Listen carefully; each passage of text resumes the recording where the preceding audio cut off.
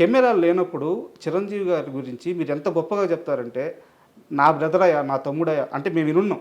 మీతో పాటు పనిచేసేటప్పుడు మేము వినున్నాం. నా తమ్ముడయ్యా, నేను సినిమాలు తీశాను, నాతో సినిమాలు తీసాడు.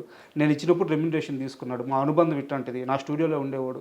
ఇంత గొప్పగా చెప్తారు చిరంజీవి గారి గురించి. కెమెరాలు లేనప్పుడు, నలుగురు మనుషులు క్లోజ్డ్ పీపుల్ ఉన్నప్పుడు. అదే కెమెరా పెట్టంగానే చిరంజీవి గారి అభిప్రాయాలని, ఆయన వెళ్ళే మార్గాలని మీరు క్వెషన్ చేస్తూ ఉంటారు. ఇది నాకు అర్థం కాదు సార్ అసలు. అంటే మీ చాలా సార్లు అనుకున్నాను. ఆల్రెడీ ఇంతకుముందు సమాధానం చెప్పాను. మోహన్ బాబు గారి విషయంలో సమాధానం మీకు చెప్పాను. సేమ్ సమాధానం ఇది. సార్ ఇప్పుడు ఆయనతో కూడా నేను మాట్లాడి చెప్పినవి ఉన్నాయి కొన్ని.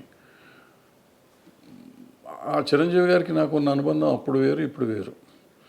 బట్ నాకు నచ్చినట్టు చెప్తాను, నచ్చని చెప్తాను. నాకు మీరు చెప్పినవి అన్నీ నిజం. ఆ నిజం నాకు ఇంకా అనుబంధం అట్లాగే ఉంది నా మనసులో. ఆయనకి మనం ఇవాళ చాలా దూరం అయిపోయాం కాబట్టి. బట్ నాకు అనిపించింది చెప్పాలి. ఎందుకు చెప్పాను మోహన్ బాబు గారికి ఆ సినిమాని గురించి ఎందుకు పెట్టారు మీరు, వాళ్ళ జీవితం నాశనం అయిపోతుంది కదా అన్న. జీవితం నాశనం అవ్వదు, నెక్స్ట్ టైం ఆ తప్పు చేయకూడదు అనేది నా పాయింట్. ఈవెన్ ఈయనకి కూడా అంతే. ఆయనకి ఇవాళకి నా తమ్ముడే, ఏ రోజుకి నా తమ్ముడే, నేను చచ్చేదాకా నాకు తమ్ముడే అతను. అది కాదంటల్లా. అతని వెల్ విషర్నే నేను.